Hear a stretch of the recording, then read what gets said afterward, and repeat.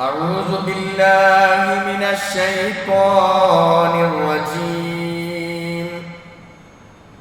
بسم الله الرحمن الرحيم. إن الذين قالوا ربنا الله ثم استقاموا تتنزل عليهم الملائكة ألا تخافوا ولا تحزنوا وأبشروا بالجنة التي كنتم توعدون. പ്രിയപ്പെട്ട സത്യവിശ്വാസികളെ, വിശ്വാസിനികളെ, പ്രപഞ്ചനാഥനായ അല്ലാഹു സുബ്ഹാനഹു വ തആലയുടെ വിധിവിലക്കുകൾ ജീവിതത്തിൻ്റെ എല്ലാ നിമിഷങ്ങളിലും കൃത്യമായി പാലിച്ചുകൊണ്ട് തഖ്വയുള്ളവരായി ജീവിക്കണേ എന്ന് എന്നോടും എല്ലാവരോടും വസിയത്ത് ചെയ്യുകയാണ്. പരിശുദ്ധ ഖുർആനിലെ 41-ാം അധ്യായം സൂറത്ത് ഫുസ്സിലത്തിലെ 30-ാം സൂക്തമാണ് ഞാനിവിടെ ഓതിവെച്ചത്. ഇന്നല്ലദീന ഖാലു റബ്ബുനല്ലാഹ്, ഞങ്ങളുടെ റബ്ബ് അല്ലാഹുവാണ് എന്ന് പറയുക. സുമ്മസ്തഖാമ, അത് പറയുക മാത്രമല്ല,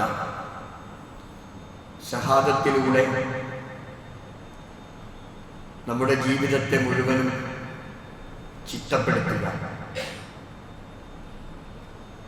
എങ്കിൽ തതനസ്സലു അലൈഹിമുൽ മലായിക, അല്ലാഹുവിൻ്റെ മലക്കുകൾ ഇറങ്ങി വരും അത്തരം ആളുകളുടെ മേൽ. എന്നിട്ട് അവരോട് പറയും, അല്ലാ തഖാഫു, നിങ്ങൾ പേടിക്കണ്ട, വലാ തഹ്സനു, നിങ്ങൾ ദുഃഖിക്കുകയും വേണ്ട, വഅബ്ശിറൂ ബിൽ ജന്നത്തില്ലത്തി കുൻതും തുഅദൂൻ, നിങ്ങളോട് വാഗ്ദാനം ചെയ്യപ്പെട്ടിട്ടുള്ള സ്വർഗം, അതുകൊണ്ട് നിങ്ങൾക്ക് സന്തോഷവാർത്ത അറിയിക്കുകയും ചെയ്യും. ഒരു വിശ്വാസി അവന്റെ ജീവിതത്തെ ക്രമപ്പെടുത്തുന്നതിനെ സംബന്ധിച്ചാണ് ഈ സൂക്തം നമ്മെ ബോധ്യപ്പെടുത്തുന്നത്.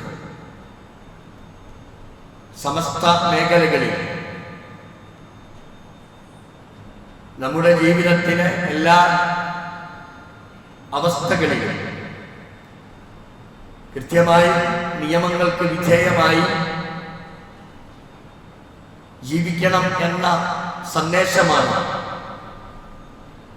ഈ സൂക്തം നമ്മെ അറിയിക്കുന്നത്. അല്ലാഹുവിന്റെ മലക്കുകളുടെ സാന്നിധ്യം ഉണ്ടാവുകയും സ്വർഗീയമായ ജീവിതത്തെ സംബന്ധിച്ചുള്ള സന്തോഷവാർത്ത മലക്കുകൾ അറിയിച്ചുകൊണ്ടിരിക്കുകയും അത്തരക്കാരുടെ മേൽ എന്ന് ഈ സൂക്തം നമ്മെ ബോധ്യപ്പെടുത്തും. റമളാനിലൂടെ ഇബാദത്ത് കർമ്മങ്ങളൊക്കെ നിർവഹിച്ച് എല്ലാ അർത്ഥത്തിലും അല്ലാഹുവിൽ ഖേദിച്ചു മടങ്ങി ശുദ്ധമായ ഹൃദയത്തിന്റെ ഉടമകളായി നാം മാറുകയുണ്ടായി. കേവലം 30 ദിവസങ്ങൾ കൊണ്ട് അവസാനിപ്പിക്കേണ്ട ഒരു സംഗതിയല്ല.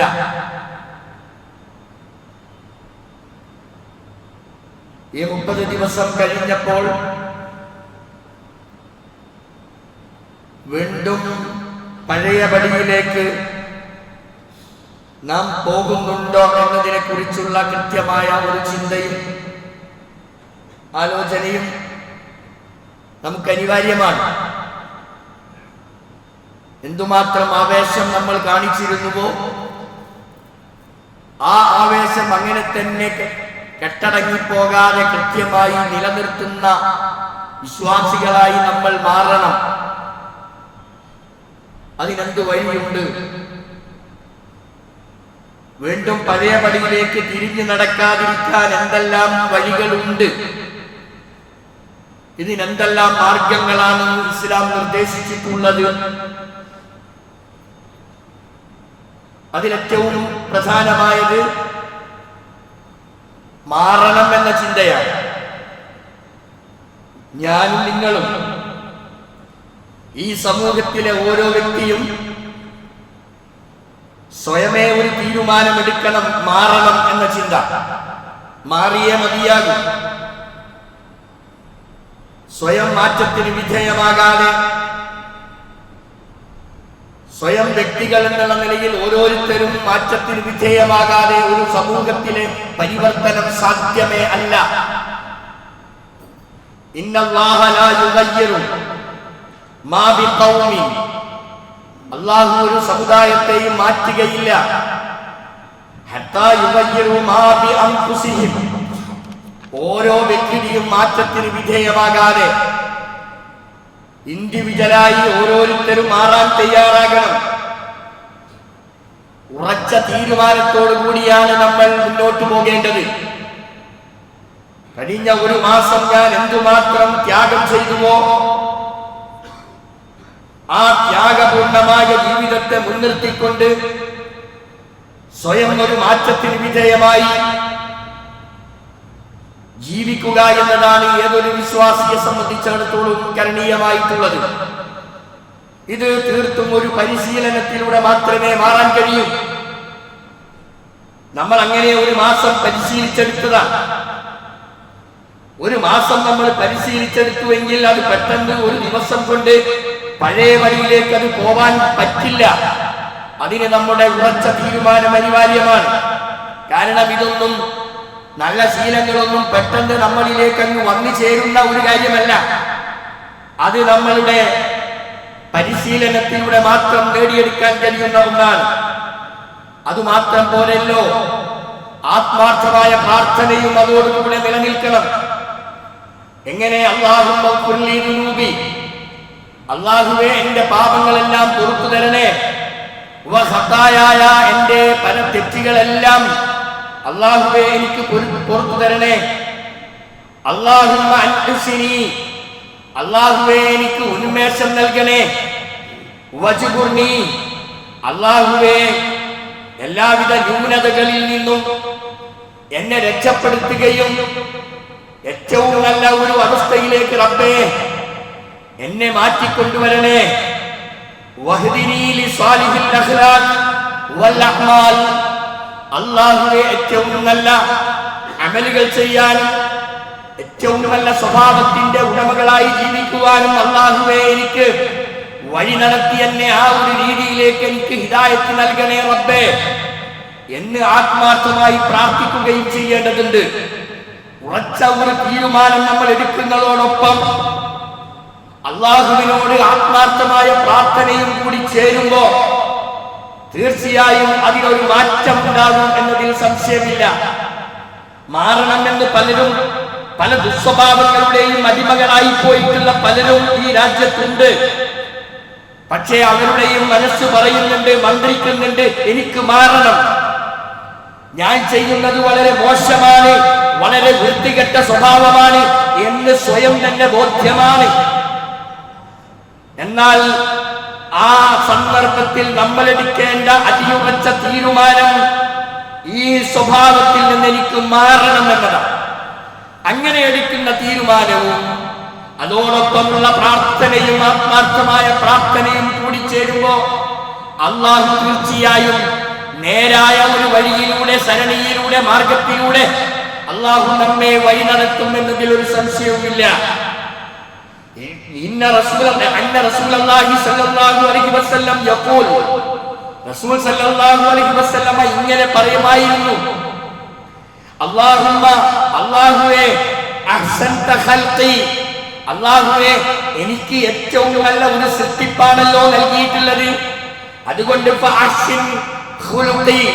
അതുകൊണ്ട് റബ്ബേ എന്റെ സ്വഭാവം എനിക്ക് നന്നാക്കി തരണേ റബ്ബേ. നമ്മുടെയൊക്കെ സ്വഭാവത്തിൽ മാറ്റമുണ്ടാകണം എന്ന് നമ്മൾ ആഗ്രഹിക്കുന്നതോടൊപ്പം നമ്മൾ അല്ലാഹുവിനോട് പ്രാർത്ഥിക്കുക എന്ന് പറഞ്ഞാൽ നമ്മൾ തയ്യാറാകുന്നുവെങ്കിൽ അല്ലാഹു അത് ഏറ്റെടുക്കാൻ തയ്യാറാണ്. നമ്മളത് തയ്യാറായി കഴിഞ്ഞാൽ നമ്മൾ അല്ലാഹുവിൽ തവക്കുലാക്കുകയാണ്. കാരണം ജീവിതത്തിലെ ഏത് പ്രതിസന്ധി ഘട്ടങ്ങളും തരണം ചെയ്യാൻ അല്ലാഹുവിന് മാത്രമേ ആ പ്രതിസന്ധികളിൽ നിന്ന് രക്ഷപ്പെടുത്താൻ കഴിയൂ. എളുപ്പം നൽകാൻ അല്ലാഹുവിനല്ലാണ്ട് വേറെ ഒരാൾക്കും സാധ്യമല്ല. നമ്മൾ മോശമായാൽ മോശമായ ചിന്തയോടുകൂടിയാണ് നമ്മൾ ജീവിക്കുന്നതെങ്കിൽ അതേ ഒരു രീതിയിലൂടെ തന്നെ നമ്മെ നയിച്ചുവിടാനും അഴിച്ചുവിടാനുമുള്ള സാധ്യതകൾ ഏറെയാണ്.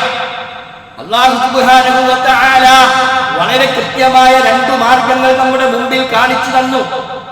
2 മാർഗങ്ങളും ഒരു വഴി ഇന്നതാണ് എന്നും മറ്റേ വഴി ഇന്നതാണ് എന്നും. ഇന്നാ ഹദൈനാഹു സബീൽ, ഇതാ നാം നിങ്ങൾക്ക് ഇതാ മാർഗം കാണിച്ചു തന്നിരിക്കുന്നു. എന്നാൽ ഇമ്മാ ശാകിറൻ വ ഇമ്മാ കഫൂറ, ഇന്ന വഴിയിലൂടെ നീ സഞ്ചരിച്ചാൽ നിനക്ക് നന്ദിയുള്ളവനായി നല്ലവനായി നല്ല സ്വഭാവത്തിന്റെ ഉടമയായി നിനക്ക് മാറാൻ കഴിയുമെന്നും, അതല്ല ഈ മാർഗത്തിലൂടെയാണ് നീ സഞ്ചരിക്കുന്നതെങ്കിൽ നന്ദി കെട്ടവനായി മോശപ്പെട്ടവനായി നീ മാറുമെന്നും വളരെ കൃത്യമായി സൂറത്തു ഇൻസാൻ പരിശുദ്ധ ഖുർആൻ 76-ാം അധ്യായത്തിലെ 3-ാമത്തെ സൂക്തം നമ്മെ ബോധ്യപ്പെടുത്തുന്നത് എങ്ങനെയാണ്. അപ്പം പറഞ്ഞു വരുന്നത് മാറണം എന്ന ചിന്ത ഏതൊരു വിശ്വാസിക്കും ഉണ്ടാകുന്നതോടൊപ്പം അല്ലാഹുവിൽ നമ്മൾ തവക്കുൽ ചെയ്ത് ആത്മാർത്ഥമായി പ്രാർത്ഥിച്ചു കൊണ്ടിരുന്നാൽ അവിടെ മാറ്റം അത് സുനിശ്ചിതമാണ്. രണ്ടാമതായി നമ്മൾ ചിന്തിക്കേണ്ടത് സാഹചര്യം നന്നാക്കുക എന്നതാണ്.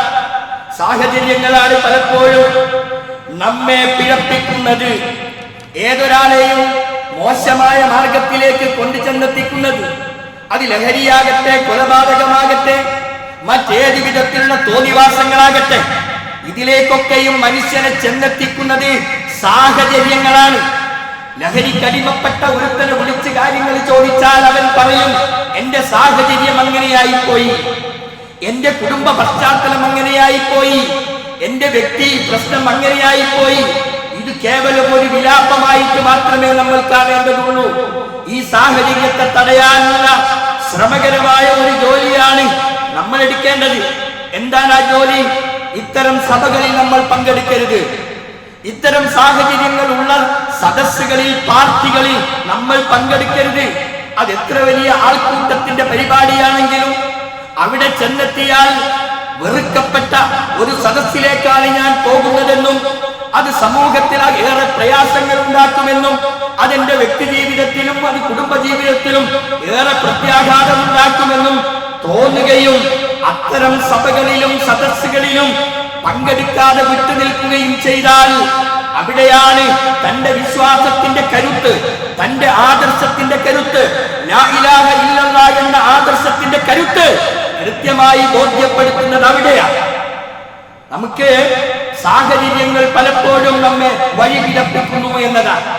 നമുക്കറിയാം ഇസ്ലാമിക ചരിത്രത്തിലെ വലിയ ഒരു സംഭവം അബൂ താലിബിന്റെ ചരിത്രം. എന്താണ് അബൂ താലിബിന്റെ ചരിത്രം? വളരെ കൃത്യമായിട്ട് അബൂ താലിബിന് അറിയാമായിരുന്നു ഇസ്ലാം എന്ന് പറയുന്ന ദർശനം, മുഹമ്മദ് റസൂലുള്ളാഹി പ്രചരിപ്പിച്ചുകൊണ്ടിരിക്കുന്ന ഇസ്ലാമിക ദർശനം അത് ഏറ്റവും സുന്ദരമാണ് എന്നും അത് ഏറ്റവും നല്ലതാണ് എന്നും അബൂ താലിബിന് കൃത്യമായി അറിയാമായിരുന്നു. അബൂ താലിബ് തന്നെ അത് പച്ചയായി പറഞ്ഞിട്ടുണ്ട്. എങ്ങനെ? വലഖദ് അലിംതു ബി അന്ന ദീന മുഹമ്മദി മിൻ ഖൈരി അദിയാനിൽ ബരിയത്തി ദീനാ ലൗലൽ മലാമതു ഔ ഹദറ മുസബ്ബത്തുൻ ലവജത്തനി സംഹം ബിദാക. അബൂ താലിബ് തന്നെ കൃത്യമായി പറഞ്ഞ ഒരു വാചകമാണിത്. വലഖദ് അലിംതു, തീർച്ചയായും എനിക്കറിയാം, എന്റെ ബി അന്ന ദീന മുഹമ്മദ്, മുഹമ്മദിന്റെ ദീന് അത് ഏറ്റവും നല്ലതാണ്. മിൻ ഖൈരി അദിയാനിൽ ബരിയത്തി ദീന, ഈ രാജ്യത്തുള്ള സകലമാന ദർശനങ്ങളെക്കാളും ആദർശത്തെക്കാളും ദീനിനേക്കാളും നടപടിയേക്കാളും ദീനിനേക്കാളും ഏറ്റവും നല്ലതാണ് മുഹമ്മദ് പ്രചരിപ്പിക്കുന്ന ദീന്, മതം എന്ന് കൃത്യമായും എനിക്കറിയാം. പക്ഷേ ലൗലൽ മലാമത്തു, ആക്ഷേപകരുടെ ആക്ഷേപമില്ലായിരുന്നുവെങ്കിൽ, ഔ ഹദറ മുസബ്ബത്തുൻ, അല്ലെങ്കിൽ ആക്ഷേപിക്കപ്പെടുന്ന എന്നെ അതല്ലാതെ അലട്ടിക്കൊണ്ടിരിക്കുന്ന ആളുകളുടെ ആക്ഷേപങ്ങൾ എനിക്കില്ലായിരുന്നുവെങ്കിൽ, ലവജത്തനി, മുഹമ്മദേ നിനക്കെന്നെ കാണാമായിരുന്നു. സംഹംബിതാക്ക, നീ കൊണ്ടുവന്ന ആദർശത്തെ കൃത്യമായും പുൽകുന്നതായി നിനക്കെന്നെ കാണാം. ആരാ പറയുന്നത്? അബൂ താലിബാണ് പറയുന്നത്. ആ സംഭവം ഹദീസ് ഗ്രന്ഥത്തിൽ കൃത്യമായി രേഖപ്പെടുത്തിയിട്ടുണ്ട്. ലമ്മ ഹദറത്ത് അബൂ താലിബുൽ വഫാ, അബൂ താലിബിന്റെ വഫാത്ത്, അത് ആ വഫാത്തിന്റെ സന്ദർഭം, ജാഅഹു റസൂലുള്ളാഹി സ്വല്ലല്ലാഹു അലൈഹി വസല്ലമ അബൂ താലിബിന്റെ സന്നിധിയിൽ വന്നപ്പോ അവിടെ ആരൊക്കെ ഉണ്ട്? ആ രാജ്യത്ത് അന്നത്തെ ശൈഖന്മാരൊക്കെ അവിടെ ഉണ്ട്. അദ്ദേഹത്തിന്റെ അടുത്ത് അബൂജഹൽ കാവലിരിക്കുകയാണ്. അബ്ദുല്ലാഹിബ്നു ഉബയ്യും അദ്ദേഹത്തിന്റെ അടുത്ത് കാവലിരിക്കുന്നു. പക്ഷേ റസൂലുള്ളാഹി പറയേണ്ടത് പറഞ്ഞു. ഫഖാല യാ അമ്മി എന്ന് പറഞ്ഞുകൊണ്ട് റസൂലുള്ളാഹി പറഞ്ഞു, ഖുൽ ലാ ഇലാഹ ഇല്ലല്ലാഹ്, ലാ ഇലാഹ ഇല്ലല്ലാഹ് എന്ന് അങ്ങൊന്ന് പറയൂ എന്ന് അബൂ താലിബിനോട് പറഞ്ഞു. എന്നിട്ട് റസൂലുള്ളാഹി പറഞ്ഞു, കലിമത്തുൻ, ഇത് അങ്ങനെയുള്ള ഒരു വാചകമാണ്, ഉഹാജ്ജു ലക ബിഹാ ഇൻദല്ലാഹ്, ഇതെങ്ങാനും അങ്ങ് പ്രഖ്യാപിച്ചാൽ അങ്ങക്ക് വേണ്ടി അല്ലാഹുവിനോട് ഞാൻ തർക്കിക്കുമെന്നും അല്ലാഹുവിനോട് ഞാൻ ശുപാർശ ചെയ്യുമെന്നുമൊക്കെയാണ് റസൂലുള്ളാഹി പറഞ്ഞതിന്റെ അർത്ഥം. ഇത് കേട്ട മാത്രയിൽ ഫഖാല അബൂജഹൽ വ ഉബൈ, അബൂജഹലും ഉബയ്യും തലയുടെ സൈഡിൽ ഇരിക്കുക. അബൂ താലിബിന്റെ തലയുടെ ഒരു ഭാഗത്താണ് ഇരിക്കുന്നത്. അവര് രണ്ടുപേരും കൂടി അബൂ താലിബിനോട് പറയാ, അല്ല അബ്ദുൽ മുത്തലിബിന്റെ മാർഗം അതിനെ വെറുക്കുകയാണോ നീ എന്ന് അതിശക്തമായ നിലയിൽ അബൂ താലിബിനോട് ചോദിക്കുക. അതുകൊണ്ട് തന്നെ അബൂ താലിബിന് ലാ ഇലാഹ ഇല്ലല്ലാഹ് പറയാൻ കഴിഞ്ഞില്ല. കാരണം സാഹചര്യം അതായിരുന്നു. അബൂ താലിബിന്റെ സാഹചര്യമാണ്, അബൂ താലിബിന്റെ അവസ്ഥയാണ് ആ കവിതയിലൂടെ അബൂ താലിബ് പറഞ്ഞത്. ഇന്നാലിന്ന വ്യക്തികളുടെ ആക്ഷേപം എനിക്ക് കിട്ടും, അല്ലെങ്കിൽ അവരുടെ അടുത്ത് ഞാൻ മോശമായി പോകും, അതുകൊണ്ട് എനിക്ക് പറയാൻ കഴിയുന്നില്ല. അങ്ങനെ അബൂ താലിബ് ലാ ഇലാഹ ഇല്ലല്ലാഹ് പറയാതെ നരകത്തിന്റെ അവകാശിയായി പോവുകയാ. സ്വയം മാറ്റത്തിന് വിധേയമായില്ല, അതിനാൽ ഹിദായത്ത് കിട്ടിയതുമില്ല. എന്നിട്ട് പരിശുദ്ധ ഖുർആൻ മുഹമ്മദ് നബിയെ ഉപദേശിച്ചുകൊണ്ട് പറയുന്നു, ഇന്നക ലാ തഹ്ദീ മൻ അഹ്ബബ്ത, മുഹമ്മദ് നബിയോടാ പറയുന്നത്, നീ ഇഷ്ടപ്പെടുന്ന, നീ സ്നേഹിക്കുന്ന ആളെ ഹിദായത്തിലാക്കാൻ മുഹമ്മദേ നിനക്ക് കഴിയില്ല. വലാകിന്നല്ലാഹ യഹ്ദീ മൻ യശാ, എന്നാൽ അല്ലാഹു അവൻ ഉദ്ദേശിക്കുന്നവരെ മാത്രമേ ഹിദായത്തിലാക്കുകയുള്ളൂ. എന്തു കൃത്യമാണ്, വഹുവ അഅലമു ബിൽ മുഹ്തദീൻ, അല്ലാഹു വളരെ കൃത്യമായി ആരൊക്കെയാണ് സന്മാർഗത്തിൽ, ആർക്കൊക്കെയാണ് ഹിദായത്ത് കിട്ടിയത് കൃത്യമായി അല്ലാഹു അറിയും. ഇവിടെ നമ്മൾ അറിയേണ്ടത് അബൂ താലിബിന്റെ സാഹചര്യമാണ് അബൂ താലിബിനെ ലാ ഇലാഹ ഇല്ലല്ലാഹ് പറയാതിരിക്കാൻ പ്രേരിപ്പിച്ചത് എന്ന സത്യം നമ്മൾ അറിയണം. ഇങ്ങനെ പലരുടെയും സാഹചര്യം മോശപ്പെട്ട വൃത്തികെട്ട കാര്യങ്ങളിലേക്കൊക്കെ നയിക്കപ്പെടുമെന്നതാ. ഇത്തരം സാഹചര്യങ്ങൾ വന്നാൽ നമ്മൾ എന്ത് ചെയ്യണം? ഇത്തരം ഒരവസ്ഥയിൽ നമ്മൾ എന്ത് ചെയ്യണം? അങ്ങനെയുള്ള ഒരു സദസ്സിൽ നമ്മൾ പങ്കെടുക്കണോ? അങ്ങനെയുള്ള ഒരു കൂട്ടായ്മയിൽ നമ്മൾ ഇടപെടണോ? അങ്ങനെയുള്ള സഭകളിൽ നമ്മൾ പോകണോ? നമുക്കറിയാം, അവിടെ ചെന്നാൽ അവിടെ ചിലപ്പോൾ കമ്പനി കൂടേണ്ടി വരും, ഒരു കമ്പനിക്ക് നമ്മൾ സഹകരിക്കേണ്ടി വരും എന്ന് ബോധപൂർവം അറിഞ്ഞാൽ ഒരു വിശ്വാസി എന്താ ചെയ്യേണ്ടത്? അവിടേക്ക് പോകാതിരിക്കൽ. അവിടേക്ക് അതുമായി ബന്ധപ്പെട്ട് നമ്മൾ അവിടേക്ക് പോകാതിരിക്കുക എന്നുള്ള അതാണല്ലോ ഖുർആൻ പറഞ്ഞത്. വൈദാ സമിഉ അല്ലഹ്വ, ഇത്തരം വിനോദ കേന്ദ്രങ്ങൾ, ഇത്തരത്തിലുള്ള സഭകൾ, ഇത്തരത്തിലുള്ള കേന്ദ്രങ്ങളെ കുറിച്ച് നിങ്ങൾ കേട്ടു എങ്കിൽ അവിടേക്ക് നിങ്ങൾ പോവാതെ അവിടെ നിങ്ങൾ തെറ്റിപ്പോകണം. ആ സഭയെ നിങ്ങൾ ബഹിഷ്കരിക്കണം. എന്നിട്ട് പറയണം, വഖാലു ലനാ അഅമാലുന, ഞങ്ങൾക്ക് കുറച്ച് ജോലിയുണ്ട്, വലക്കും അഅമാലുക്കും, നിങ്ങൾക്ക് കുറച്ച് ജോലി ഉണ്ടല്ലോ, അതുപോലെ ഞങ്ങൾക്ക് വേറെ കുറച്ച് ജോലിയുണ്ട്, തൽക്കാലം പ്ലീസ് ഞാൻ വരുന്നില്ല എന്ന് പറഞ്ഞ് വഴിമാറണം എന്നാണ് കൃത്യമായി ഖുർആൻ നമ്മെ ബോധ്യപ്പെടുത്തുന്നത്. ഇതാവണം നമ്മുടെ നിലപാട്. നമ്മൾക്കൊരു നിലപാട് വേണ്ടേ? വിശ്വാസിക്ക് എപ്പോഴും നിലപാട് വേണം. അഴകുഴമ്പൻ നയം അത് ഇസ്ലാമിൽ ഒരു മുസ്ലിമായ മനുഷ്യന് യോജിച്ചതല്ല. അതുകൊണ്ട് കൂട്ടുകെട്ടിനെ കുറിച്ച് വളരെയധികം നമ്മൾ ശ്രദ്ധിക്കണം. കൂട്ടുകെട്ടാണ് പലപ്പോഴും ഇന്നത്തെ നമ്മുടെ ഈ ജനറേഷനെ തന്നെ പിടികൂടിയിട്ടുള്ളത്. ഈ മാരകമായ ഇത്തരം മയക്കുമരുന്നുകളും അതുപോലെയുള്ള വിഷയങ്ങളിലൊക്കെ അകപ്പെട്ടു പോകുന്നത് കൂട്ടുകെട്ടാണ്. റസൂലുള്ളാഹി സ്വല്ലല്ലാഹു അലൈഹി വസല്ലം പഠിപ്പിച്ചു, ഇന്നമാ മസലുൽ ജലീസി സ്വാലിഹ്, നല്ല കൂട്ടുകെട്ട്, വൽ ജലീസി സൂഅ്, ചീത്ത കൂട്ടുകെട്ട്. ഈ രണ്ട് കൂട്ടുകെട്ടിനെയും റസൂലുള്ളാഹി സ്വല്ലല്ലാഹു അലൈഹി വസല്ലം വിശദീകരിച്ച്, നല്ല കൂട്ടുകെട്ട് കഹാമിലിൽ മിസ്കി, കസ്തൂരി വഹിക്കുന്നവനെ പോലെയാണ്. അവനിൽ നിന്ന് സുഗന്ധം പുറത്തേക്ക് വരും. അതാ ചാണകം മാറ്റി ചാരിയാൽ ചാണകം മണക്കും എന്ന് സാധാരണ പറയാറില്ലേ? അതുപോലെ തന്നെ ചന്ദനം ചാരിയാൽ ചന്ദനം മണക്കും. ചന്ദനം ചാരിക്കൊണ്ട് പോയാൽ അതിങ്ങനെ ആവാഹിച്ച് പുറത്തേക്ക് വരും. അതാ റസൂലുള്ള പറഞ്ഞത്, ഒരു കസ്തൂരി വാഹകനെ പോലെയാകും നല്ല കൂട്ടുകെട്ടാണെങ്കിൽ. മോശം കൂട്ടുകെട്ടിനെ കുറിച്ച് റസൂലുള്ള പറഞ്ഞത് നാബിഹിൽ കീരീന. നാബിഹിൽ കീരീന എന്നാൽ ഈ എന്താ പറയാ, നമ്മളെ കത്തിയൊക്കെ ഉണ്ടാക്കുന്ന ആളില്ലേ, അവർ ഊതുന്ന കുഴൽ, അതിൽ നിന്ന് അതിലേക്ക് എത്രമാത്രം കെമിക്കൽ ഇടുന്നുവോ അതിങ്ങനെ അതിൻ്റെ ഉല ഇങ്ങോട്ട് പുറത്തേക്ക് വരുമ്പം മോശമായ സ്മെല്ല് വരും. അതുപോലെ നമ്മൾ ചീത്ത കൂട്ടുകെട്ടിൽ ചേർന്നാൽ മോശം സ്മെല്ല് നമ്മളെ എപ്പോഴും ദുർഗന്ധം വമിച്ചുകൊണ്ടേയിരിക്കും. അതാണ് എത്ര നല്ല ഉദാഹരണമാണ് റസൂലുള്ള പറഞ്ഞത്. അള്ളാഹുവിന് ഏറ്റവും ഇഷ്ടപ്പെട്ട സ്ഥലം ഏതാണെന്നറിയാം? പള്ളിയാണ്. അള്ളാഹ്ക്ക് ഏറ്റവും ഇഷ്ടപ്പെട്ട പള്ളി, അഫ്ദലുൽ മക്കാൻ, ഏറ്റവും ഇഷ്ടപ്പെട്ട ശ്രേഷ്ഠമായ സ്ഥലം പള്ളിയാണ്. അതേപോലത്തെ അള്ളാഹു ഏറ്റവും കോപിക്കുന്നത് ഏതാണെന്നറിയോ? ഏറ്റവും കോപമുള്ള അൽ മക്കാൻ, അങ്ങാടിയാണ്. സൂക്ക് എന്നാ പറഞ്ഞത്, അങ്ങാടി. ഇത് ഹദീസിലുള്ള. അതുകൊണ്ട് നമ്മൾ ചങ്ങാത്തം കൂടുമ്പോൾ വളരെയധികം ശ്രദ്ധിക്കണം. അങ്ങാടി ഇതാണ് പലപ്പോഴും നമ്മളെ റീൽസിലേക്കും അനാവശ്യമായ യൂട്യൂബ് വീഡിയോകളിൽ അതുപോലെ തന്നെ ഇതിനൊക്കെ അടിമപ്പെടുന്ന സാഹചര്യം. റീൽസിനും ഇതുപോലെയുള്ള വേണ്ടാത്ത യൂട്യൂബുകളിലൊക്കെ മണിക്കൂറുകൾ ചെലവഴിക്കുന്നു. പിന്നെ വേണ്ടാത്ത ചാനലുകളിൽ കയറി, വേണ്ടാത്ത തരത്തിലുള്ള ഗെയിമുകളിൽ കയറി ഇങ്ങനെ നേരം വെളുക്കുന്നത് വരെ എന്തോ ഒരു ലോകത്ത് ഈ നമ്മുടെ പുതിയ പിള്ളേര് അല്ലെങ്കിൽ പുതിയ ജനറേഷൻ അറിയുന്നില്ല അവരുടെ ബുദ്ധി മരവിച്ചു പോകുക എന്നുള്ളത്. ഇതെത്രമാത്രം നമ്മൾ എങ്ങനെ ഉപയോഗിക്കുന്നുവോ നമ്മുടെ ബുദ്ധി ഒന്നുമല്ലാതെ ഒരു പൊട്ടനായി പോകുന്ന വളരെ ഗതികെട്ട ഒരു അവസ്ഥയിലേക്ക് നീങ്ങുന്നുള്ളതാ. ഇന്നിപ്പോ ഒരു വീട്ടിലിരുന്ന് കിലോമീറ്ററുകൾ അപ്പുറത്തിരിക്കുന്ന തന്റെ സുഹൃത്തും ഇപ്പുറത്തെ വീട്ടിൽ കിലോമീറ്ററുകൾ ഇരിക്കുന്ന സുഹൃത്തും പരസ്പരം യോജിച്ചുകൊണ്ട് ഗെയിം കളിക്കുക. 10 മണിക്ക് അങ്ങ് തുടങ്ങിയാൽ പിന്നെ അറിയുന്നതപ്പാന്നറിയോ? രാവിലെ 5 മണിക്ക് അല്ലെങ്കിൽ 4 മണിക്കൊക്കെ.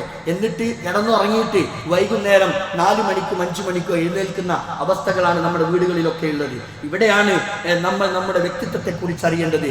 നമ്മളിങ്ങനെ അലഞ്ഞു തിരിയാണ്. ഒരു നയാ പൈസക്ക് വിലയില്ലാതെ നമ്മളിങ്ങനെ അലഞ്ഞു തിരിയുന്ന ഒരവസ്ഥ, ബുദ്ധിയൊക്കെ മരവിച്ചു പോകുന്ന ഒരവസ്ഥ. ഇവിടെ നിന്ന് ഒരങ്ങാടി സംസ്കാരം അത് ഒരിക്കലും ഒരു മുസ്ലിമായ മനുഷ്യന് പാടില്ല. അങ്ങാടി സംസ്കാരം നമ്മൾ ഒഴിവാക്കണം. വൈകുന്നേരമായാൽ നേരത്തെ വീട്ടിലെത്തണം. ഈ സമയത്തെ കൊന്നു ജീവിക്കുന്ന ആളുകളില്ലേ, ഇതൊക്കെ എത്രമാത്രം അപകടകരമാണ് എന്ന് നമ്മൾ അറിയണം. അപ്പം ഈ അങ്ങാടികളും അതുപോലെയുള്ള കേന്ദ്രങ്ങളും പിശാചിന്റെ ഇടങ്ങളാണ്, ശൈത്താന്മാർ മാത്രം താമസിക്കുന്ന ഇടങ്ങളാണ്. അതുകൊണ്ട് നമ്മൾ ചെയ്യേണ്ടത് എന്താ? ഇത്തരം തിന്മകളോട് രാജിയാവുക എന്നതാ. റസൂലുള്ളാഹി സ്വല്ലല്ലാഹു അലൈഹി വസല്ലം പഠിപ്പിച്ചു, അൽ മുഹാജിറു, ആരാണ് ഈ മുഹാജിർ എന്ന് പറഞ്ഞാൽ? മൻ ഹജറ മാ നഹല്ലാഹു അൻ, അല്ലാഹു തആല വിരോധിച്ചതിനോട് രാജി പറയാം, അല്ലാഹു തആല വെറുത്തതിനോട് രാജി പറയാം, അതിനോട് വിട പറയുക. അവനാണ് യഥാർത്ഥത്തിലുള്ള മുഹാജിർ. മുജാഹദത്തുൻ നഫ്സ്, സ്വന്തം ശരീരത്തിനോടുള്ള ഒരു ജിഹാദ് പ്രഖ്യാപിക്കണം. അതേപോലെ തന്നെ ദേഹേച്ഛകളോടുള്ള ഒരു യുദ്ധം അത് നമ്മൾ നടത്തണം. നമ്മൾ റമളാനിൽ നേടിയെടുത്തതെല്ലാം നല്ല സ്വഭാവമായിരുന്നു, നല്ല സംസ്കാരമായിരുന്നു. ഈ സംസ്കാരമാണ് തുടർന്നുള്ള കാലങ്ങളിൽ നിലനിൽക്കേണ്ടത്. ആ ഒരു നല്ല അന്തരീക്ഷം വളർത്തിയെടുക്കാൻ വ്യക്തികൾ, കുടുംബം, സമൂഹം ആ ഒരു ഒത്തൊരുമിച്ചുകൊണ്ടുള്ള പ്രവർത്തനമാണ് അനിവാര്യം. അള്ളാഹു നമ്മെ എല്ലാവരെയും അനുഗ്രഹിക്കുമാറാവട്ടെ.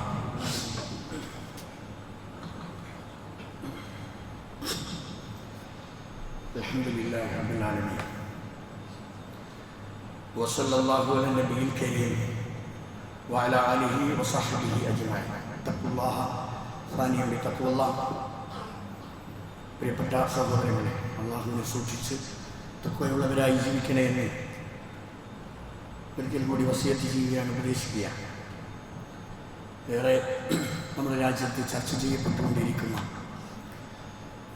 ഒരു വിഷയമാണ് വഖഫുമായി ബന്ധപ്പെട്ടത്. ഇന്നലെയും മിനിയാന്നുമായി ലോക്സഭയിലും രാജ്യസഭയിലും ഏറെ അട്ടപ്പാതിര നേരത്തെ പോലും ചർച്ചകൾക്ക് വിധേയമായി ഒരു സമൂഹത്തിൻ്റെ വിശ്വാസത്തെ പാടെ നിരാകരിക്കുന്ന ഒരു രംഗത്തിനാണ് ലോക്സഭയും ഇന്നലെ രാജ്യസഭയും സാക്ഷിയായത്. ഏറെ സങ്കടപ്പെടുത്തുന്ന ഒരു കാര്യം ഇന്ന് മിക്കവാറും ഒപ്പുവെക്കപ്പെടുന്നതാണ്. നമുക്കറിയാം എന്താണ് വഖഫ് എന്ന് പറയുന്നത്. ഇസ്ലാമിക ആചാരമനുസരിച്ച്, ഇസ്ലാമിക സംസ്കാരമനുസരിച്ച് ഒരു വ്യക്തി മരണപ്പെട്ടു പോയാൽ കാലാകാലങ്ങൾ അവന് ലഭിക്കേണ്ട പാരത്രികമായ പ്രതിഫലം ഒരു സദക്കയായ ജാരിയത്തുൽ സദക്ക എന്നാണ് വഖഫ് എന്നതിന് സാങ്കേതികമായ അർത്ഥം. വഖഫ് എന്ന് പറഞ്ഞാൽ നിർത്തുക, വഖഫ് എന്ന് പറഞ്ഞാൽ അങ്ങനെയാണ്. അത് ഒരു നിശ്ചിത ഉദ്ദേശം വെച്ചുകൊണ്ട് നിർത്തുന്ന സംഗതി. അത് സദക്ക, ജാരിയത്തുൽ സദക്ക, സദക്ക ജാരിയത്തായ സദക്ക എന്നും അതിൻ്റെ പ്രതിഫലം ലഭിച്ചുകൊണ്ടിരിക്കുന്ന ഒരു സംഗതിയാണ് വഖഫ് എന്ന് പറയുന്നത്. ഇത് പ്രത്യേകിച്ച് ഇന്നലെ മിനിയാന്നോ അല്ലെങ്കിൽ ഈ ഫാസിസ്റ്റുകൾ അധികാരമേറ്റപ്പോൾ മാത്രം വന്ന ഒരു സംഗതിയല്ല. ഈ വഖഫ് എന്ന് പറയുന്നത് പ്രവാചകന്റെ കാലത്തോളം പഴക്കമുള്ള ഒരു സംഗതിയാണ്. ഹിജറ 7-ാം വർഷം ഖൈബർ യുദ്ധം നടക്കും. ഈ ഖൈബർ യുദ്ധത്തിൻ്റെ സമയത്തെ പട്ടിണി യഥാർത്ഥത്തിൽ യുദ്ധാനന്തരമാണ് അന്നത്തെ യുദ്ധത്തിൽ പങ്കെടുത്തവരുടെ പട്ടിണി തീർന്നത് എന്ന് ചരിത്രം പറയുന്നുണ്ട്. അങ്ങനെ പലർക്കും യുദ്ധാനന്തര സ്വത്തുക്കൾ കിട്ടിയിട്ട് അവിടെ പട്ടിണി തീർത്തു എന്നാണ് പറയുന്നത്. ഉമർ ഖത്താബ് റളിയല്ലാഹു അൻഹുവിന് കുറച്ച് നല്ല സ്ഥലം കിട്ടി. റസൂലുള്ളാഹി സ്വല്ലല്ലാഹു അലൈഹി വസല്ലമയോട് ചോദിച്ചു, അല്ലയോ പ്രവാചകരെ, എൻ്റെ ഈ സ്ഥലം ഞാൻ എന്ത് ചെയ്യണം? എനിക്ക് ഏതായിരുന്നാലും കൃഷി ചെയ്യാൻ എനിക്കോ എൻ്റെ മക്കൾക്കോ ഒന്നും അതിനെക്കുറിച്ച് ആർക്കും ഒരു താല്പര്യമില്ല. കൃഷിസ്ഥലമാണ്, നല്ല വിലമതിപ്പുള്ള ഒരു സ്ഥലമാണല്ലോ, ഞാനതെന്ത് ചെയ്യണം എന്ന് റസൂലുള്ളാഹി സ്വല്ലല്ലാഹു അലൈഹി വസല്ലമയോട് ചോദിച്ചപ്പോൾ റസൂലുള്ളാഹി സ്വല്ലല്ലാഹു അലൈഹി വസല്ലമ എന്ത് പറഞ്ഞു?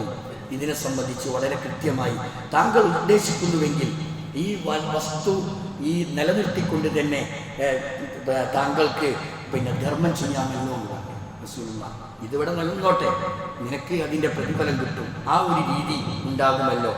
അതാണ് വഖഫ് എന്ന് പറഞ്ഞാൽ. അതങ്ങനെ വെക്കുക, നല്ല നീയത്തോടു കൂടി നിലനിർത്തിയാൽ അതിൻ്റെ പ്രതിഫലം നിനക്ക് കിട്ടൂലേ. ഒന്നാമത്തെ വാഖിഫ്, ആദ്യം വഖഫ് ചെയ്യുന്ന ആളാണ് ആര്? ഉമർ ഖത്താബ് റളിയല്ലാഹു തആല അൻഹു. അപ്പോൾ ഇവരിങ്ങനെ പറയുന്നത് കേട്ടാൽ തോന്നുന്നു ഇന്നലെ മിനിയാന്നൊക്കെ ഇതിൻ്റെ കുറച്ച് കാലമായി ഇവർ പഠിക്കാൻ തുടങ്ങിയിട്ട് ഇന്ത്യയിൽ 6 ലക്ഷം ഏക്കർ നമ്മുടെ അടുത്ത് ഉള്ള കണക്കായി. സച്ചാർ കമ്മിറ്റി റിപ്പോർട്ട് വന്നപ്പോഴാണ് ഇത് ജനങ്ങൾ അറിയാൻ തുടങ്ങിയത്. നമ്മൾ ഇതിനെക്കുറിച്ചുള്ള ഒരു അവബോധം നമുക്ക് വേണം. നമ്മളിലുണ്ട് ഇന്ന് സത്യത്തിലുണ്ടല്ലോ. നമ്മൾ ഈ കുറച്ച് കാലമായിട്ട് ഈ വഖഫ് എന്ന് പറയുന്ന സ്വഭാവം വന്നുപോയി. സ്വത്തുള്ള ആളുകളൊക്കെ ഈ വഖഫ് ചെയ്യണം. ഇത് അത്ര വല്ലാതെ പ്രതിഫലം കിട്ടുന്ന ഒരു സംഗതിയായിട്ട് നമ്മൾ ചർച്ചകൾ എവിടെയോ നടക്കട്ടെ. പണ്ടുള്ള ആളുകളൊക്കെ വഖഫ് ചെയ്ത സ്ഥലം ഉള്ളത് കൊണ്ട് നമ്മൾ പള്ളിയും സ്ഥാപനങ്ങളും അനുബന്ധമായ പല സംഗതികളൊക്കെ ഇന്ന് അനുഭവിക്കുന്നത്. പുതിയ ആളുകൾ ആരും വഖഫ് ചെയ്യുന്നില്ല. നമ്മൾ ഈ വിഷയത്തിൽ വളരെ ഗൗരവത്തിലെടുക്കണം. നമ്മൾ സ്വത്തുള്ള ആളുകൾ ഒരു 5 സെന്റ് അല്ലെങ്കിൽ 10 ആൾ കൂടിയിട്ട് ഇങ്ങനെയൊക്കെ വഖഫ് ചെയ്യാം. ഇങ്ങനെ വഖഫ് ചെയ്യുന്നൊരവസ്ഥയിലേക്ക് നമ്മൾ എത്തണം. ഇന്ത്യയിൽ 6 ലക്ഷം ഏക്കർ എന്തുണ്ട് ഇങ്ങനെ വഖഫ് സ്വത്തുണ്ട്. 5 ലക്ഷം വഖഫ് സ്വത്തും. 6 ലക്ഷം ഏക്കർ, അത് 5 ലക്ഷം വഖഫുകളാണ്. ഇത്രയും അത് ഭീമമായ ഇതിൻ്റെ 60 ബില്യൺ അത് സച്ചാർ കമ്മിറ്റി റിപ്പോർട്ട് വന്ന സമയത്തുള്ള കണക്കായിട്ടുണ്ട്. അത്രയും രൂപയുടെ 60 ബില്യനാണ്. അതിലൊക്കെ എത്രയോ ഉണ്ട് എന്നാണ് ഇപ്പോൾ പറയുന്നത്. ഇതൊക്കെ കണ്ട് കണക്കൊക്കെ പിടിച്ചപ്പോൾ ഇവർക്ക് തോന്നിയിട്ട് ഏതായാലും വെറുതെ കിട്ടണല്ലേ, ഇതൊന്നും ആരെങ്കിലും അനാഥയായി ഇട്ടേച്ചു പോയതല്ല, എവിടെന്നെങ്കിലും വെട്ടിപ്പിടിച്ച സ്വത്തല്ല, ഇതാരുടേതെങ്കിലും എന്ന് പറഞ്ഞിട്ട് ഒരു അനാഥയായി കിടക്കുന്ന ഒരു സ്വത്തല്ല ഇതൊന്നും. ഇതൊക്കെ ഓരോ മഹാൻ വ്യക്തികളും അവരുടെ പരലോക മോക്ഷത്തിന് വേണ്ടി ദാനം ചെയ്ത വഖഫ് ചെയ്ത സ്വത്തുക്കളാണ്. ഇതിങ്ങോട്ട് കെട്ടി അതിങ്ങോട്ട് പിടിച്ചു വലിക്കാം എന്ന് വിചാരിച്ച് അതിൽ കണ്ണും നട്ട് നിൽക്കുന്ന പിന്നെ ഈ ഫാസിസ്റ്റ് ഭരണകൂടം നമ്മൾ തിരിച്ചറിയണം. വളരെ കൃത്യമായ ഇത് മതസ്വാതന്ത്ര്യത്തിന് നേരെയുള്ള ഒരു കയ്യേറ്റമാണ്. ഇന്ത്യൻ്റെ ലോകത്തിന് മാതൃകയായ ഇന്ത്യയുടെ ഒരു സുന്ദരമായ ഭരണഘടന, ആ ഭരണഘടനയ്ക്ക് നേരെ കത്തിവെച്ചിരിക്കുന്ന ഒരു സാഹചര്യം മെല്ലെ മെല്ലെ തിന്നുകയാണ്. ഇത്തരം ഒരു സാഹചര്യത്തിൽ ശക്തമായ പ്രതിഷേധം, ക്രിയാത്മകമായ ജനാധിപത്യ രീതിയിലുള്ള പ്രതിഷേധം, ഇതൊക്കെ നമ്മൾ നടത്തേണ്ടത് അനിവാര്യമാണ്. ഇതിനേക്കാളൊക്കെ ഉപരിയായി നമ്മുടെയൊക്കെ ഇപ്പം ഏത് സമയത്തും നമ്മൾ പ്രാർത്ഥിച്ചുകൊണ്ടിരിക്കണം. റബ്ബേ, ഇത് നമ്മുടെ നിലനിൽപ്പ് ചോദ്യം ചെയ്യപ്പെടുന്ന പ്രശ്നമാണ്, ഇത് നമ്മുടെ വിശ്വാസത്തിൻ്റെ പ്രശ്നമാണ്. അത് ആ നിലക്ക് മനസ്സിലാക്കിയിട്ട് വേണം നമ്മൾ പ്രാർത്ഥിക്കാൻ. ആരുടെ പ്രാർത്ഥനയാണ് അള്ളാഹു തആല കേൾക്കുക, ഉൾക്കൊള്ളുക എന്നൊന്നും അറിയില്ല. അതുകൊണ്ട് എല്ലാവരുടെയും മനസ്സിൽ വിശ്വാസം മുറുകെ പിടിച്ചുകൊണ്ട് ഈ രാജ്യത്ത് ജീവിക്കാൻ റബ്ബേ നമുക്ക് സൗകര്യം നൽകണേ എന്ന് ആത്മാർത്ഥമായി നമ്മൾ പ്രാർത്ഥിക്കണം. നമ്മൾ ഇന്ന് അകപ്പെട്ടിരിക്കുന്ന, ഇന്നിപ്പോൾ നമ്മളുടെ നേരെയാണ് കയ്യേറ്റമെങ്കിൽ നാളെയും മറ്റന്നാളുമൊക്കെ മറ്റു സമുദായത്തിൻ്റെ മേലും ഇതേ കയ്യേറ്റമുണ്ടാകും എന്നതിലൊരു സംശയവും ആരും വിചാരിക്കേണ്ട. കാരണം ഇതൊക്കെ ഭൗതികതയാണ്, ഇവിടെ ഉള്ള ഇതിൻ്റെയൊക്കെ പിന്നിലുള്ള അജണ്ട എന്ന് നമ്മൾ അറിയണം. അള്ളാഹു സുബ്ഹാനഹു വ തആല എല്ലാവിധ പ്രതിസന്ധികളിൽ നിന്നും പ്രയാസങ്ങളിൽ നിന്നും അള്ളാഹു മുസ്ലിം സമൂഹത്തെ രക്ഷപ്പെടുത്തുമാറാവട്ടെ. എല്ലാവിധ വേദനകളിൽ നിന്നും അള്ളാഹു രക്ഷപ്പെടുത്തുമാറാവട്ടെ. അടിസ്ഥാനപരമായ വിശ്വാസത്തോടുകൂടി ജീവിക്കാനുള്ള സ്വാതന്ത്ര്യം അള്ളാഹുവെ ഞങ്ങൾക്കേവർക്കും നൽകി അനുഗ്രഹിക്കണേ റബ്ബേ. اللهم اغفر للمؤمنين والمؤمنات والمسلمين والمسلمات الأحياء منهم والأموات إنك مجيب الدعوات ويا قاضي الحاجات.